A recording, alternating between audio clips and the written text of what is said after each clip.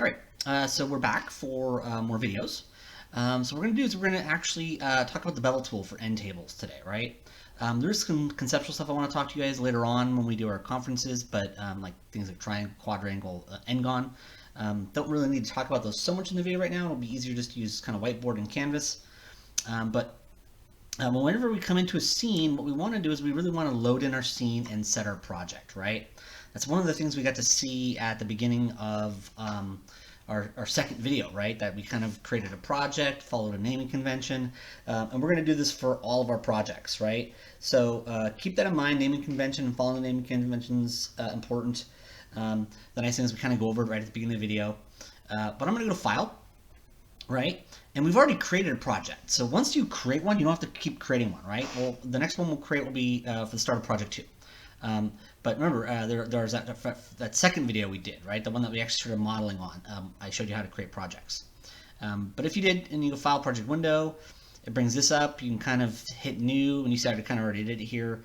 You can hit New, and what will happen is that this will become available, so you can type a name in. And you can see that's the naming convention I used for this project. And then, of course, you can pick a location you want to save to, right? And what it does is it creates all these folders. Sometimes it cancel instead of accept because I've already created a project. So what you do whenever you come in and you want to work on a project, you go to Set Project, right? So we go File, Set Project, and then it'll kind of take you to where you can browse, and you can see that there's the project one I created the other day. Now in this case, you don't open it, right? You notice how I just click on the folder? I don't double click to go into it, right? We don't want to go into it. The actual folder itself, right, is the project, right? So what we do is we just click on the folder for project 1 and hit set. And there we go. And now if we go to File, Open Scene, right? File, Open Scene. Remember, saving scenes is just Control S, save scene right there. So we'll go File, Open Scene. You'll see it takes me right to Project 1 Scenes folder, right? And there's the actual scene. Remember how we saved it as a Maya binary file? Remember, there's Maya ASCII as a choice as well.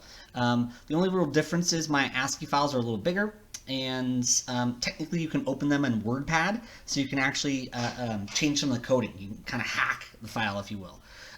We're going to be fine with Maya binary. Maya binary is the default, but it's good to know the difference between Maya binary and Maya ASCII, right? So kind of remember that's in that first video. Kind of want to make sure to reinforce that. But in this case, this is the actual Maya scene, right? The projects are really just folders, and then you put stuff in the folders. Image files for reference images or texturing later on when we get to project 5, right? And project 6. Our first 4 projects really just deal with the modeling. But even reference images, right? So what I can do is when you set a project, it takes you right to that project. See, DA Intro to Modeling, 240, Summer, Mike Roberts, Project 1, Scenes. And it goes right to the Scenes folder where you can see is the Endtable scene. So I just go Open. And we don't save this, right? When you get this prompt, it's really asking if you want to save this scene that's currently just blank and open. So you hit Don't Save, right? Because that's really just going to do that.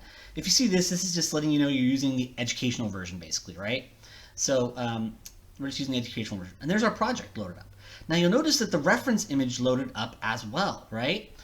This is important because one of the things about projects is that this image is its own file, isn't it? Right? We loaded it in, right? Remember, we kind of did create free image plane to kind of drop this guy in here. It is an object you can select, right? So you just left click on the edge of it and it becomes a green edge. WER, right? Our move, rotate, scale tools, which the quickies are for the WER. That allows you to move it, rotate it, scale it, right? We can grab these handles to do stuff. Remember, that's all in that first video, so you can always go back and watch that. Well, actually, second video, because the first video is about introduction to Maya. Second video is about starting to model the Endtable. And remember, you can just kind of select those things. If you go to Attribute Editor here, you'll see that it actually allows you to browse that image. And really, that image file is a separate image. And you notice we saved it into one of our project folders. I'm just going to go File, Open Scene here really quick, because if I go up, right, you see that the project 1 has a bunch of folders in it. There's the scenes folder, which your scenes go into, but you'll notice that there is a source images folder. And remember, that's where I actually saved my Endtable JPEG. In this case, it's looking for Maya scenes, so I'll just do all files, and then you can actually see it, right? Remember, file types, you can actually tilt to look at all file types, and there's the JPEG. So anything that you are using for this project, any scenes, any reference images, Later on when we get to texturing, they should go in some folder in this project. That's the whole point of the project itself. Technically, you can just make a scene and save scenes without creating projects, right? Projects are just a way to organize stuff. And you'll notice that because these files are in here, when you just go to grab project 1, you know everything's in it, right? If you have 10 files that are associated with project 1, they're all in that folder. All you have to do is grab and copy that folder, paste that folder somewhere else, put it on your flash drive. Since you guys are at home, probably not going to be too much of an issue, right? You just be working on stuff there. But particularly if you had to move this to, say, a different computer, what'll happen is that the directory naming stuff, right? The directory addresses, this stuff can be different, right? And so what happens is things like image files, in particular, like these reference images or textures later on, which are also image files. Maya won't know where to find them, right, without a project. So you'd have to kind of reload them in, right? You wouldn't necessarily have to recreate them, right? If you already have them, you just have to reload them in. Remember, these images are not saved in the Maya scene. So if you actually are just putting these wherever you want to, and you don't move them, if you have to move to different computers, they won't come with Maya, right? This JPEG is its own file. It is not inside of Maya. It's loaded into it. Maya is displaying it, but it's not actually in the Maya scene file. So that's what's great about projects, is as long as you're putting everything in that project, when you grab that project, it comes with you to different computers. And when you set projects, Maya knows where to find all these things, right? It kind of uses its own kind of self-contained directory structure. It says, oh, project. And I can look in source images of that project. Oh, no, there it is. So it knows where to find these external files. That's why we create projects. All right. So I just wanted a quick rundown on that, right? Modeling toolkit's what we're usually going to use over here on the side right here, right? There's channel box layer editor. We'll talk about that more as we go along. There's modeling toolkit, which has some of your major tools, and it's easy to get to. It's a little easier to get to than going through these menus here, but all those are in these menus. And of course, attribute editor has kind of the properties for the objects as well. So kind of those big three right there, kind of usually the ones we're going to be going back and forth for, particularly in the early phases. But I just want to remind you guys about setting projects and kind of talk about what the project is and what the project is doing. Now, where we left off last time, remember Q is your quick key for your selection tool, and it's actually this one right here. So right here is this toolbox, right? The very top one is your selection tool. The quick key for that is Q. You know, so if you kind of put your cursor over it and you give it a second, it kind of pops up select tool. And then there's that little parentheses Q right kind of there. These are your lasso select tools, right? And also even a paint select tool, although realistically we're going to use drag instead for that. That's just kind of like an old throwback for that. Of course, move, rotate, and scale are here, and those are W, E, R, right? So Q for selection, W for move, E for rotate, R for scale, right? Kind of useful. You just left click and it can select stuff, right? So if you left click off over here, nothing's selected. The moment you left click on an object, though, you'll see it has a green wireframe, right? And wireframe just means edges, right? And in fact, 4 is the quick key for wireframe mode, where it only shows the edges. 5 is the quick key for shaded, all right?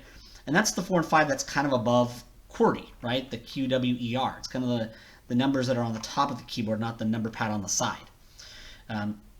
So keep that in mind. The buttons form are right here, though, right? 4 or 5. You can even do wireframe on shaded, so it shows everything, right? That's also in shading, wireframe on shaded, right? So a lot of the things that are right here as graphics are also there as well, right? Smooth shade, wireframe, right? So just kind of trying to remind you guys about those. We'll kind of talk about them more as we go along the rest of the term. So what I really wanted to do today was go over beveling. Or not today, but this video. We're going to do the drawer in the next video so that we kind of have the whole Endtable done this week. And then next week we can start working on the bed. All right. So at this point, remember, I really just created some cubes, right? That's what I did in the last video. Create polygon primitives, cubes. I just dropped them in, hit R for scale so I could, scale them up or down by grabbing one of the handles, right? If you grab that handle and left click drag, it makes it longer that way. The center one scales everything, so you see how it scales all the dimensions at the same time. And that's all we really did was just create some cubes, right? In some cases we would duplicate a cube, right? If we already have one and we just want to move it down and make it a little shorter like this one, I just went to edit, duplicate, right? And that copies it, copies the whole object. And then even for our legs, we kind of just did the same thing, created a cube, right? That's create polygon primitives cube. Usually interactive creation should be off by default, and that's usually the most useful way, but interactive creation is interesting. So if I turn that on really quick and I go to cube, you'll notice I can just kind of left click drag to kind of interactively create it, right? And that can have its uses, but usually by default, that is actually off, because often you really just want to create a default uniform box in the center of the world. You also notice I've been building this stuff on the 0 of the world, right? So I hit fourth wireframe, there's kind of these two slightly darker grid lines. They kind of intersect at the origin, right? We briefly talked about this in the other videos. This is just like geometry, right? That's 0, 0, 0 for X, Y, and Z axis. So if you've ever taken a geometry or trigonometry class and you had to graph equations along the X and Y axis, this is the Cartesian coordinate system, right? It's just that we now have a Z axis for a, wait for it, third dimension, right? That's why this is 3D. But that is X, Y, and Z. It does have positive and negative X, positive, negative Y, positive, negative Z. And there's an origin. And it's usually a good idea, remember 5 for shaded, 4 for wireframe, 5 for shaded. It is a good idea to build a lot of your stuff in the origin. There are times when you break that rule, you'll see we make our desk in a later project that it's asymmetrical, right? And so we won't necessarily always be working exactly on the 0 for that.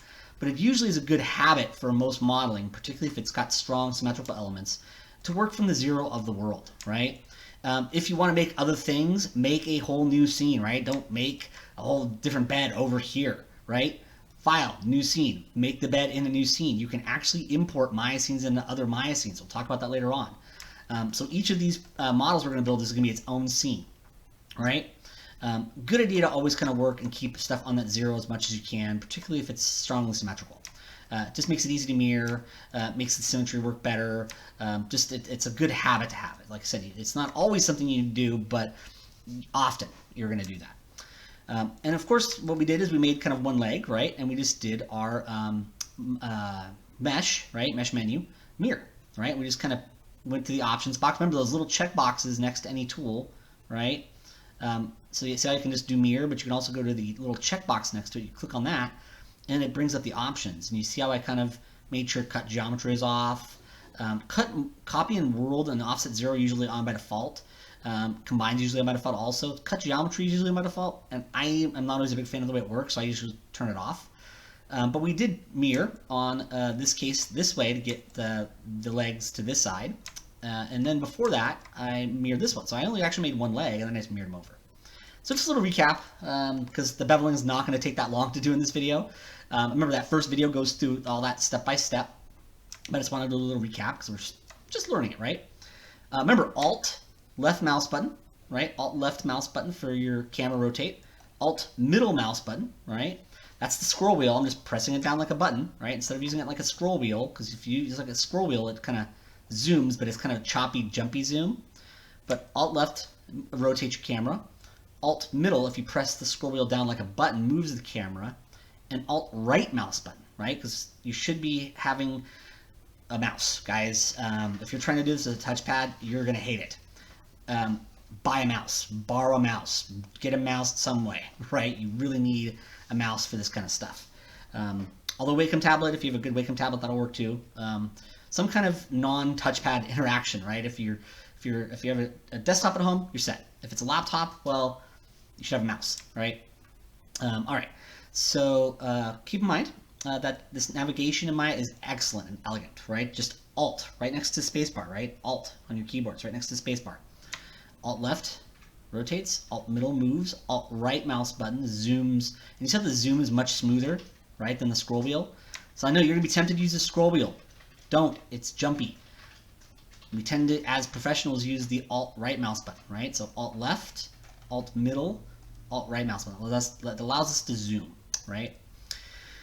Okay, so I'm just kind of trying to recap some of that stuff. Obviously, it's in the first video, but I'm going to keep talking about it for the first several videos here just to get you guys kind of acclimatized to some of this basic stuff.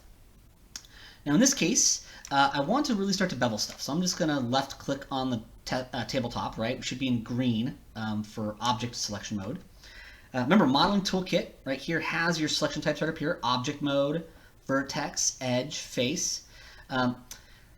And there's quick keys for those. You notice F11, F10, F9, F8. A lot of the other teachers at Cogswell, and I myself, prefer this, and professionals prefer this, at least in Maya. If you hold down your right mouse button though, right? So if I just have something selected and I hold down my right mouse button, now sometimes if it's over here, it'll bring up different stuff. So sometimes if I get you over the image plane, it'll bring up the image plane. If you're over an object, it'll bring this up. If you're over here, it'll kind of bring that up by default. But when you hold down your right mouse button, you'll notice you have your selection types here. Vertex, you just move your cursor, right? I'm just moving my cursor, my mouse. Vertex, edge, face, object mode. Right now you don't have to worry about vertex face, although we'll do that. So if you ever do that, and you're like, oh crap, I broke my model. You didn't, right? It's just a selection type. So go back to vertex or edge or face or something normal. Object mode, of course, goes back to object level where it's the green wireframe and you can select different objects. But if you hold down the right mouse button, you have the ability to select stuff. And you notice how it's a little quicker than maybe doing a quick key or going to the buttons.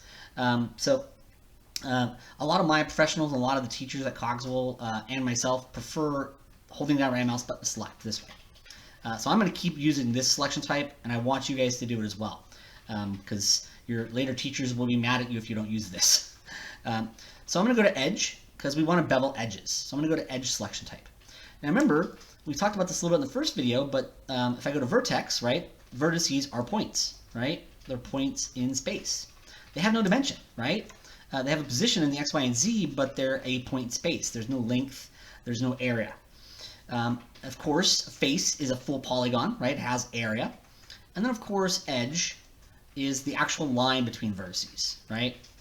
So hold down right mouse button, go to edge mode. And in this case, you'll notice when we go to a non-object based selection mode, right? You'll notice instead of green wireframe, we see blue. And it doesn't matter if you're in vertex or face mode. You see how the wireframe is still blue? So like I said, we want to be in edge mode, right? Hold down right mouse button, edge mode. But you'll notice that your wireframe turns blue when you're in what we call component mode in Maya. And that's when you're working with the components of an object, the vertices, the edges, the faces, the polygons. All right, so you'll see blue and that indicates that. In this case, since this is all corners, we want to bevel this. So I'm just going to left click drag, right? You notice my selection tool's on, Q, right? It's that very top one. I'm just going to left click drag a giant box, right? By default, my selection tool is set to pick marquee. You'll kind of notice over here, pick marquee's on. And when you left click drag, you see how it kind of drags this big kind of dotted edged box. And however that box is, or whatever it touches, so if I just kind of have it small like this, it only selects those, right? So the bigger the box, the more it'll select. And in this case, we want to select everything, so make the box big enough to grab every edge. So that's one of the ways to select stuff. And when we see more options, you'll notice pick marquees right here. It's the one on by default. Drag's actually really cool. We'll probably won't really talk about that until next week, right? These models are simple enough that we probably don't really need drag quite yet. But we'll talk about those more as we go on, right? I got plenty of videos to make for you guys this semester. So we select all the edges. One of the things you'll notice about a model, though, is bevels, right? Things actually have a slightly rounded corner, right? They're not actually razor sharp. You know what's razor sharp? A razor, a knife, a sword edge, paper, right? Things that can cut you. So believe it or not, you may think, oh, that's got a hard edge. It doesn't. It really doesn't. The vast majority of things that you will run into in life have small rounded or large rounded edges so that you don't die, right? You don't get cut up, right?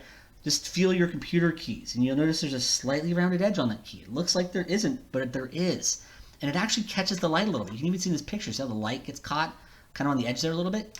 So by default, you should always bevel stuff. Now, if it's a video game desk, you're probably going to omit some bevels just for the reasons of efficiency, because polygons have to, video games have to run in real time. But there are actual shaders, and you can even bevel a high res, bake the normal. There's ways to get that look while having no actual bevel.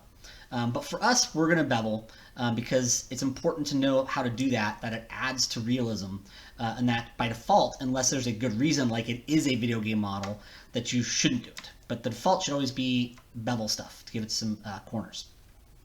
So we select the edges because we want to bevel edges. And we notice that the bevel tool is right here. It's in Modeling Toolkit. It's also in Edit Mesh, Bevel. There's a quick key for it, Control B. But I'm going to just kind of click on the Modeling Toolkit bevel. So we click on the bevel tool. And you'll notice what it does is it brings up this, right? All of a sudden you see those edges now look different. What it did is it took that edge and it split it into two. And it moved them away from each other in equidistance, but also kind of at an angle. So it kind of creates a 45-degree angle. You see if I kind of Alt left mouse button rotate my camera, you can see that angle's right there. So that's how we can bevel. Now, we need it to probably be a little smaller. So I'm not going to go over all the options for this right now, just fraction and segments. But we'll be doing more beveling on later models, on later projects, so we can talk a little more about those. But in this case, fraction is the size, right? Now, I'm going to highlight this, right? So you can kind of click in there to highlight it. And I'm going to type that to be like 0.2, right? So make this 0.2. You see how bevel's a lot smaller now?